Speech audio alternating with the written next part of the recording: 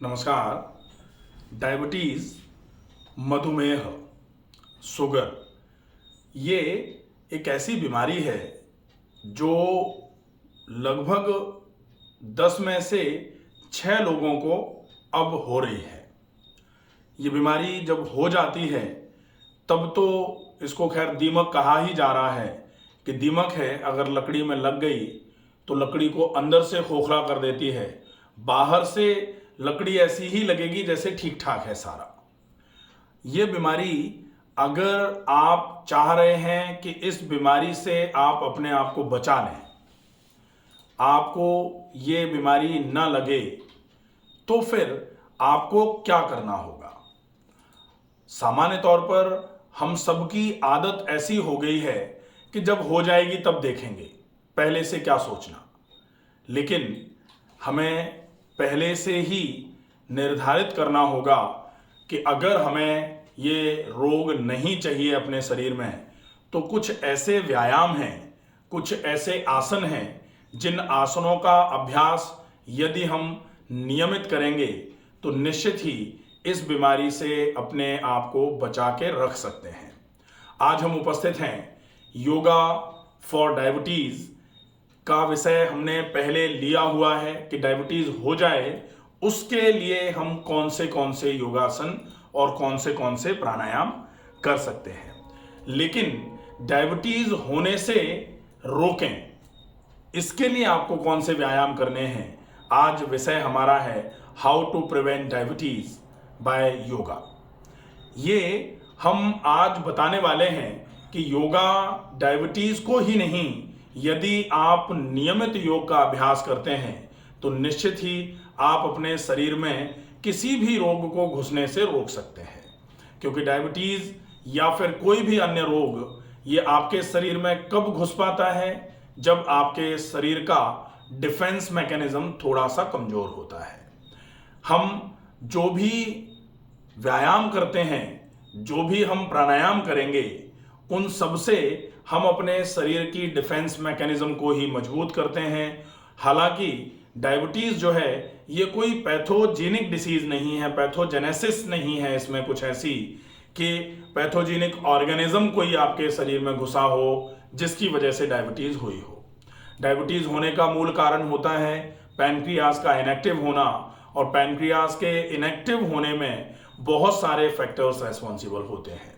कभी कभी ऐसा होता है कि पैनक्रियाटाइटिस हुई थी और वो पैनक्रियाटाइटिस जो इन्फ्लेमेशन था उसमें कोई सेकेंडरी इन्फेक्शन हो गया, उसकी वजह से कुछ समय के लिए आपके शरीर में इंसुलिन बनना बंद हो गया था। लेकिन थोड़ा बहुत एंटीबायोटिक्स लिए या थोड़ा बहुत दिन के लिए अपने जीवन शैली को सुधारा, जिसकी वजह से जो पैनक्रियाटाइटिस हुई थी वो ख़त्म हो जाती है, वो व्यवस्था बिल्कुल ठीक हो जाती है और आप पूरे तरीके से बिल्कुल स्वस्थ हो जाते हैं। आपके पैनक्रियाज ने पूरे तरीके से इंसुलिन बनाना शुरू कर दिया, तो आप बिल्कुल नॉन डायबिटिक पेशेंट की कैटेगरी में आ जाते हैं। लेकिन कभी कभी ही ऐसा होता है। सामान्य तौर पर क्या हो रहा है? सामान्य तौर पर हो रहा है gradual inactivity of pancreas. Gradual और प्रोग्रेसिव। ग्रेजुअल का मतलब है धीरे धीरे करके, और प्रोग्रेसिव का मतलब है कि बढ़ रही है। तो धीरे धीरे करके बढ़ रही है इनएक्टिविटी ऑफ पैनक्रियाज। पैनक्रियाज की कार्यशीलता जो है, कार्यक्षमता जो है, वो कम हो रही है। धीरे धीरे करके लगातार ये समस्या आपके शरीर में बढ़ रही है, और पैनक्रियाज जितना इनएक्टिव हो जाएगा उतना ही पैनक्रियाज की कार्यक्षमताएं जो हैं वो कमज़ोर हो जाएंगी। पैनक्रियाज का कार्य होता है, दो कार्य हैं। पैनक्रियाज दो भागों में होता है, एक तो एक्सोक्राइन, एक endocrine. Endocrine part of pancreas जो है ये आपके शरीर में दो हार्मोन सीक्रेट करता है, एक इंसुलिन और दूसरा glucagon. Insulin hormone secreting cells जो बीटा सेल्स होती हैं, अगर वो खराब होती हैं, उसकी वजह से इंसुलिन का सीक्रेशन कम हो जाता है, और इंसुलिन का सीक्रेशन जैसे ही कम होता है आपकी शुगर बढ़ना चालू हो जाती है। आपको क्या करना चाहिए कि आप अपने इंसुलिन के सीक्रेशन को कम ही ना होने दें, कभी आपका पैनक्रियाज इनएक्टिव हो ही नहीं। इसके लिए आज हम उपस्थित हैं 10 ऐसे योगासनों को लेकर के जिनसे आपका पैनक्रियाज हमेशा सक्रिय बना रहेगा, पैनक्रियाज कभी भी निष्क्रिय नहीं होगा। इंसुलिन के सीक्रेशन में कभी कमी नहीं आएगी। आप अगर इनका अभ्यास नियमित रूप से करते रहते हैं तो आप डायबिटीज को हमेशा आपके शरीर में होने से रोक सकते हैं। कौन से योगासन हैं, कैसे उन योगासनों का अभ्यास किया जाएगा, इस पूरे विषय को समझने के लिए वीडियो को अंत तक देखें, ताकि ये एक ऐसी समस्या जिसने लगभग सभी की चिंताएं बढ़ा रखी हैं कि हमारे दादाजी को डायबिटीज थी, हमारे परिवार में उनको डायबिटीज थी, कहीं हमको ना हो जाए। और ये चिंता जो है, ये चिंता ही अपने आप में डायबिटीज कराने का एक फैक्टर बन जाती है। तो आप नियमित रूप से इन 10 योगासनों का अभ्यास यदि करते रहेंगे तो आपको इस बात की चिंता करने की आवश्यकता ही नहीं होगी कि आपके पूर्वजों में किसी को डायबिटीज थी तो आपको भी हो सकती है। विषय में डेमो के लिए हमारे साथ उपस्थित हैं डॉक्टर मंजीत। हम डॉक्टर मंजीत से रिक्वेस्ट करते हैं कि सबसे पहले वो खड़े होकर के करने वाले आसनों के डेमो के लिए सीधे खड़े हो जाएं। डायबिटीज ना हो इसके लिए पैनक्रियाज को इनएक्टिव करना जरूरी है, और पैनक्रियाज को इनएक्टिव करने के लिए खड़े होकर के करने वाले आसनों में पहला आसन जो होगा वो होगा अर्ध चक्रासन। अर्ध चक्रासन के लिए हम दोनों पैर मिलाकर के खड़े हो जाएंगे। दोनों पैर मिले हुए हैं, दोनों हाथ फ्रंट थाइस पर हैं। अब श्वास को भरते हुए दोनों हाथों को ऊपर की ओर उठाना है। श्वास को भरते हुए दोनों हाथों को ऊपर की ओर उठाना है, और श्वास को पूरा छोड़ते हुए कमर से थोड़ा सा पीछे की ओर झुकने की आवश्यकता होती है। जितना ज्यादा पीछे की ओर झुक सकते हैं आसानी से उतना झुक जाएं, झुक करके रुक जाएं, और रुकने के बाद फिर श्वास की आवागमन को सामान्य रखें। सहज श्वसन में श्वास भरते और छोड़ते रहें। लगभग 30 सेकंड तक आपको इस आसन को रोकना होता है। डॉक्टर मंजीत का शरीर चूंकि थोड़ा बिल्कुल ऐसा है, बिल्कुल आइडियल परफेक्ट बॉडी के जैसा शरीर है, वजन ज्यादा नहीं है, तो आप इस आसन को ज्यादा देर भी रोक सकते हैं। लेकिन जिनका वजन थोड़ा ज्यादा होता है वो इस आसन को अगर 30 सेकंड तक भी पहले रोकेंगे उनके लिए बहुत इफेक्टिव माना जाता है। श्वास को भरते हुए धीरे से हाथों को आसमान की ओर लेकर आए, श्वास को छोड़ते हुए धीरे से हाथों को नीचे की तरफ ले आए। पहला आसन अर्ध चक्रासन। अब हम दूसरे आसन का अभ्यास करेंगे। दूसरा आसन है, आसन का नाम होगा पाद हस्तासन। पाद हस्तासन के लिए दोनों हाथ फ्रंट थाइस पर, दोनों पैर मिले हुए, श्वास को भरते हुए हम हाथों को ऊपर की ओर उठाएंगे, पूरा पीछे की तरफ बैंड देंगे, और श्वास को छोड़ते हुए कमर से आगे झुकते हुए धीरे धीरे करके आगे की तरफ आ जाएंगे। धीरे धीरे करके आगे झुकेंगे, दोनों हाथों के पंजे पैर के पंजे के पास में लग जाएंगे। अब आप श्वास को भरेंगे, श्वास को छोड़ेंगे, फिर श्वास को भरेंगे, छोड़ेंगे। लगातार आपका पेट आपके थाइस के पास आया हुआ है, पेट पर प्रेशर पड़ रहा है, आपके पैनक्रियाज और लिवर पर एक्टिवेशन का इफेक्ट पड़ रहा है। आपका लिवर भी एक्टिव होगा, आपसे जो भी आपकी लिवर की समस्याएं हैं वो ठीक हो जाएंगी। पैनक्रियाज एक्टिव होगा, पैनक्रियाज से रिलेटेड समस्याएं धीरे धीरे करके ठीक होना शुरू हो जाएंगी। श्वास को छोड़ते हुए आसन में आए थे, लगभग आप 1 मिनट से 3 मिनट तक इस आसन में रुक सकते हैं। उसके बाद श्वास को भरते हुए दोनों हाथों को ऊपर लेकर के आएंगे, पूरा हाथ ऊपर लेकर के आएंगे, बैकवर्ड बैंड देंगे, श्वास को छोड़ते हुए हाथों को सामान्य अवस्था में लेकर के आ जाएंगे। ये दूसरा आसन हुआ। तीसरा आसन हम खड़े होकर के ही करेंगे। खड़े होकर करने वाला तीसरा आसन होगा त्रिकोणासन। त्रिकोणासन के अभ्यास में आपको अपने दोनों पैरों के बीच में लगभग 2 से 2.5 फीट का फासला करना है। दोनों हाथ साइड्स में रहेंगे शरीर के। श्वास को भरते हुए आपको दोनों हाथों को कंधों के बराबर ऊंचाई में उठा लेना है, और श्वास को छोड़ते हुए दाहिने हाथ को बाएं पैर के पंजे पर लगाना है, और बायां हाथ जो है वो आसमान की ओर, आपकी नजर जो है वो जो हाथ ऊपर है उसकी हथेली पर रहेगी। श्वास को छोड़ते हुए आसन में जाना है। जब आसन में पहुंच जाएंगे तो श्वास को भरते और छोड़ते रहना है। लगभग 1 से 3 मिनट तक इस आसन का अभ्यास करना है। जब समय पूरा हो जाए तो श्वास को छोड़ते हुए आसन में गए थे, श्वास को भरते हुए दोनों हाथों को कंधों के बराबर ऊंचाई तक लेके आना है, और श्वास को छोड़ते हुए हाथ धीरे से नीचे लेकर के आ जाएंगे। दोनों तरफ से इस आसन का अभ्यास किया जाएगा। ठीक है, तो ये आसन खड़े होकर करने वाले 3 आसनों का अभ्यास हमने किया। अब हम सीधे लेट करके करने वाले आसन का अभ्यास करेंगे। सीधे लेट करके करने वाले आसनों के लिए हम पहले सीधे बैठ जाएं, बैठने के बाद हाथ के सपोर्ट से धीरे से सीधे लेट जाएं। सीधे लेट के करने वाले आसनों में हम दो आसनों का अभ्यास करेंगे। पहला आसन है पवन मुक्तासन। पवन मुक्तासन के लिए दोनों पैर मिलाकर के लेटे हुए हैं, दोनों हाथ शरीर के बगल में हैं। श्वास को भरते हुए दोनों पैरों को एक साथ उठाना है। श्वास को भरते हुए दोनों पैरों को एक साथ उठाना है। श्वास को छोड़ते हुए दोनों पैरों को घुटनों से मोड़ना है। दोनों हाथों से घुटनों पर ग्रैस्प कर लेना है घुटनों को। अब श्वास को भरना है। श्वास को छोड़ते हुए दोनों घुटनों को जोर से हाथों से खींचते हुए सीने की तरफ लेकर के आना है। अगर आपके गर्दन में दर्द नहीं है तो फिर एक बार फिर से श्वास भरेंगे और श्वास को छोड़ते हुए नाक को घुटनों के बीच में लगाना है। नाक घुटनों के बीच में लग जाए तब आपको श्वास को भरना और छोड़ना मेंटेन करना है। लगातार श्वास को भरना छोड़ना, भरना छोड़ना, भरना छोड़ना लगभग 1 मिनट से लेकर के 3 मिनट तक का अभ्यास इस आसन का करेंगे। यह आसन आपके लिए बहुत इफेक्टिवली मदद करेगा आपके पैनक्रियाज को एक्टिव करने में। पेट से संबंधित जितने भी विकार होते हैं उन सारे ही विकारों को ठीक करने में यह आपकी सहायता जरूर करेगा। श्वास को छोड़ते हुए आसन में आए थे। श्वास को भरते हुए धीरे से पहले सिर को जमीन पर लाएं, दोनों हाथ पैरों को 90 डिग्री पर उठाएं और श्वास को छोड़ते हुए धीरे से आप अपने पैरों को जमीन की ओर लेकर के आ जाएंगे। ये आसन पहला आसन सीधे लेट करके करने वाला। अब हम दूसरा आसन जो सीधे लेट करके करेंगे आसन है मर्कटासन। मर्कटासन आप देखें, मर्कटासन के वैसे तो बहुत सारे वेरिएशंस होते हैं, हम बहुत सिंपल सा वेरिएशन करेंगे। वजन अगर किसी का 120 किलो भी है वो भी इन आसनों को बहुत आसानी से कर सकता है।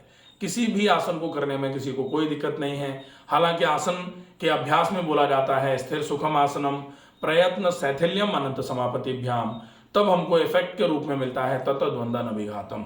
ये आसन के 3 फॉर्मेट्स हैं। अगर इन तीनों को हम अच्छे तरीके से चाह रहे हैं, अगर हमको इफेक्ट आसन का चाहिए तो हमें पहला और दूसरा जो है स्थिर सुखम आसनम का अभ्यास करना है। और अभ्यास कैसे करना है? प्रयत्न शैथिल्यम अनंत समापतिभ्याम, लंबे समय तक शिथिलता का अभ्यास करते रहना है। तो फल के रूप में जो हमको मिलेगा वो मिलेगा कि दोनों स्थितियों में द्वंद्व की जहां अवस्था होती है द्वंद्व आपके खत्म हो जाएंगे। ठीक है, तो हम आसन का नाम है मर्कटासन। मर्कटासन के लिए दोनों पैरों को घुटनों से मोड़ेंगे, तलवे जमीन पर रख लेंगे। अब हम दोनों पैरों को घुटनों से मोड़ा हुआ है, दोनों पैरों के तलवे आपस में मिले हुए हैं, दोनों पैरों के घुटने आपस में मिले हुए हैं। दोनों हाथों को श्वास को भरते हुए कंधे के बराबर ऊंचाई में उठाना है और सीधे लेटे हुए हैं। अब हमें श्वास को भरना है। श्वास को छोड़ते हुए घुटने अपने दाईं तरफ लाने हैं और गर्दन को पूरा बाईं तरफ लेकर के जाना है। धीरे से श्वास को छोड़ते हुए हमने कंप्लीट ट्विस्ट किया। अब हम आसन में जितनी देर आसानी से रुक सकते हैं 30 सेकंड से लेकर के 1 मिनट, 1.5 मिनट, 2 मिनट तक आसन की अवस्था में रुकेंगे। इसके बाद जब पूरा हो जाएगा तो धीरे से श्वास को भरते हुए हम सामान्य अवस्था में आएंगे और श्वास को छोड़ते हुए हम दोबारा दूसरी ओर बैंड करेंगे, ट्विस्ट करेंगे, दूसरी तरफ ट्विस्ट करेंगे। अब हम वहां ट्विस्ट करके रुक जाएंगे, फिर से लंबी गहरी श्वास भरेंगे, छोड़ेंगे, भरेंगे, छोड़ेंगे, भरेंगे, छोड़ेंगे, भरेंगे, छोड़ेंगे।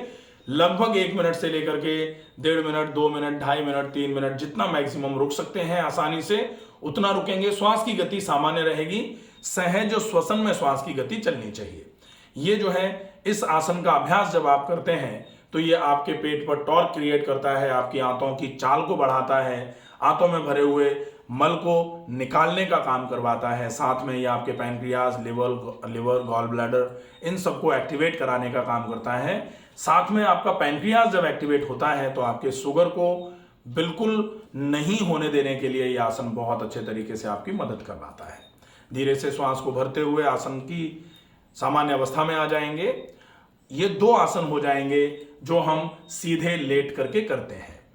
हमने 3 आसन खड़े होकर के किए, 2 आसन किए सीधे लेट के करने वाले। अब हम दोनों पैरों को सीधा फैला देंगे। हम करेंगे पेट के बल लेट करके करने वाला आसन। पेट के बल लेट करके करने वाले आसन में हम 2 आसनों का अभ्यास करेंगे। पहला आसन है भुजंगासन। भुजंगासन के लिए हम पेट के बल लेट जाएंगे, पहले करवट लेकर के पेट के बल लेट जाएंगे। पेट के बल लेटे हुए हैं, दोनों पैर आपस में मिले हुए, दोनों हाथ शरीर के बगल में, दोनों हाथ शरीर के बगल में। अब हम आसन का अभ्यास जो करेंगे, इसमें धीरे से दोनों हाथों की हथेलियों को शरीर सीने के बगल में लेकर के आ जाएंगे, दोनों कोहनियां शरीर से मिली हुई। अब हम श्वास को भरते हुए धीरे से सबसे पहले अपने माथे को उठाएंगे, फिर चिन को उठाएंगे, फिर गर्दन को उठाएंगे, फिर सीने के ऊपर के हिस्से को, सीने के नीचे के हिस्से को, पेट के ऊपर के हिस्से को, नाभि तक के हिस्से को ऊपर की ओर उठा करके रुक जाएंगे। अब हम इस आसन को मेंटेन करेंगे। जितनी देर हम आसन को मेंटेन कर सकते हैं मैक्सिमम उतनी देर रुकें। धीरे धीरे करके जब हम आसन पूरा कर चुके हों तो फिर श्वास को छोड़ते हुए हम अपने माथे को फिर से जमीन की तरफ लेकर के आ जाएंगे।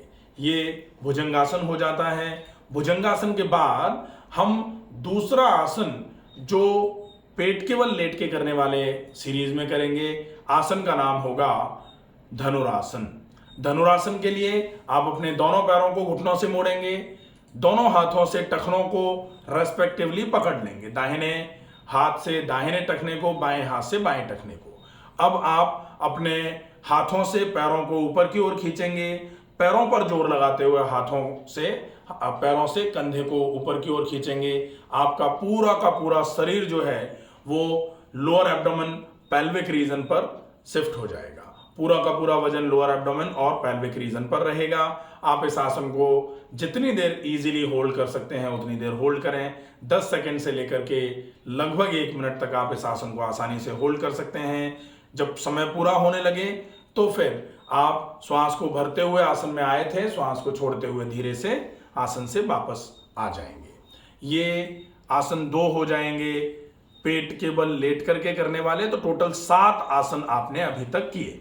अब 3 आसन करेंगे हम बैठ के करने वाले। टोटल ये 10 आसन होते हैं। इन 10 आसनों का अभ्यास यदि नियमित रूप से आप करते रहें तो निश्चित ही आपको डायबिटीज की चिंता बिल्कुल भी करने की जरूरत नहीं पड़ेगी।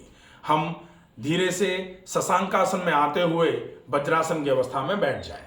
पहले शशांकासन में आए, भुजंगासन, भुजंगासन से शशांकासन और शशांकासन से वज्रासन में आते हुए हम दंडासन में बैठ जाएंगे। वज्रासन, वज्रासन के बाद दोनों पैरों को सामने फैला करके दंडासन की अवस्था में बैठ जाएंगे। अब हम पहला आसन जो बैठ करके करने वाला है उसका अभ्यास करेंगे। बैठ के करने वाले आसन में पहला आसन है अर्धमर्शेंद्रासन। अर्धमर्शेंद्रासन एक ऐसा आसन जो डायबिटीज के लिए बहुत इफेक्टिव माना जाता है। डायबिटीज हो जाए तो ये कम करता है। और अर्धमर्शेंद्रासन ही है जो अगर डायबिटीज आपको अभी तक नहीं हुई है तो ये आपके शरीर में पैनक्रियाज को इतना एक्टिव रखेगा कि आपको डायबिटीज भविष्य में हो भी नहीं। तो अर्धमर्शेंद्रासन के लिए आप अपने दाहिने पैर को घुटने से मोड़ते हुए दाहिने पैर की एड़ी को बाएं कूल्हे के नीचे रखेंगे, बाएं कूल्हे के नीचे, हाँ इस तरीके से। अब आप अपने बाएं पैर को घुटने से मोड़ेंगे, बाएं पैर को आप दाहिने पैर के घुटने के ठीक ऊपर की ओर रख लेंगे, ये ठीक है। ये अब आप यहां जो मैनेज करेंगे वो आपको ये मैनेज करना है कि जो पैर आपका ऊपर है उसके अपोजिट वाला हाथ ऊपर आएगा और हाथ को घुटने से रैप करते हुए टखने को पकड़ लिया जाएगा ताकि पेट पर पूरा टॉर्क पड़े। मैक्सिमम जितना टॉर्क पड़ सकता है उतना टॉर्क पड़े।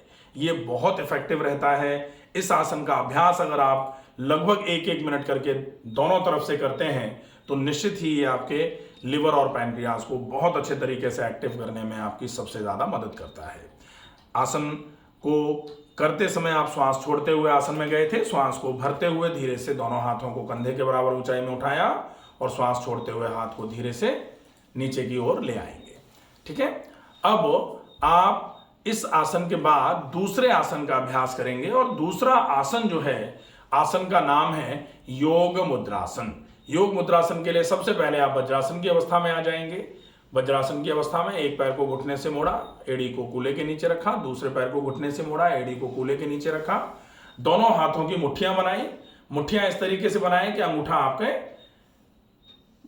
उंगलियों के अंदर रहे, ठीक है। अब आप दोनों हाथों की मुट्ठियों को नाभि के दोनों तरफ रखेंगे, नाभि के दोनों तरफ रखेंगे। श्वास को भरेंगे और श्वास को छोड़ते हुए धीरे धीरे करके आगे की तरफ झुकेंगे। माथा जो है उसको जमीन पर लगाने की कोशिश करेंगे। अगर आप इस आसन का अभ्यास करते हैं। इसको योग मुद्रासन या मंडूकासन कहा जाता है। यह आसन आपकी बहुत अच्छे तरीके से डायबिटीज नहीं होने देने में मदद करेगा। डायबिटीज अगर आपको नहीं हुई है, आप इस आसन का अभ्यास नियमित रूप से करते रहेंगे, पैनक्रियाज की एक्टिविटी बहुत अच्छी बनी रहेगी। पैनक्रियाज अगर एक्टिव बना रहेगा तो आपको डायबिटीज नहीं होगी। ये आसन लगभग आप 1 मिनट से 3 मिनट तक आसानी से होल्ड कर सकते हैं। जब 3 मिनट पूरा हो जाए तो श्वास भरते हुए आप अपने माथे को ऊपर उठाते हुए सामान्य अवस्था में पहले आ जाएंगे और श्वास को छोड़ते हुए दोनों हाथों को सामान्य अवस्था में नीचे ले आएंगे। ये टोटल 9 आसन हो जाते हैं। अब प्राणायाम के रूप में 10वां जो क्रिया है उसमें अनुलोम विलोम और डीप ब्रीदिंग का कॉम्बिनेशन होगा। कॉम्बिनेशन अनुलोम विलोम 5 मिनट और डीप ब्रीदिंग 50 बार। अनुलोम विलोम 5 मिनट, नाड़ी शोधन अनुलोम विलोम बाय डॉक्टर रमाकांत शर्मा पूरा वीडियो है। Deep breathing by doctor Ramakant Sharma पूरा अलग से वीडियो है। आप इन दोनों वीडियोस को अच्छे तरीके से देखें और दोनों वीडियोस का अभ्यास अच्छे तरीके से समझ करके दोनों प्राणायामों का अभ्यास करें। जब आप इतने आसन कर लें उसके बाद अनुलोम विलोम और डीप ब्रीदिंग का अभ्यास, तो ये टोटल 10 योगा की एक्सरसाइजेज हो जाती हैं जो आपके डायबिटीज को होने से रोकने में आपकी सबसे ज्यादा मदद करेंगी। आशा है ये वीडियो आपको पूरा पसंद आया होगा। ज्यादा से ज्यादा ऐसे लोगों तक इस वीडियो को पहुंचाया जाए जिनको शुगर अभी हुई नहीं है, जो फैमिली हिस्ट्री रखते हैं शुगर की, या फिर जिनको शुगर हो गई है वो भी अगर इन आसनों का अभ्यास करेंगे तो निश्चित ही शुगर उनकी धीरे धीरे करके कम होना चालू हो जाएगी।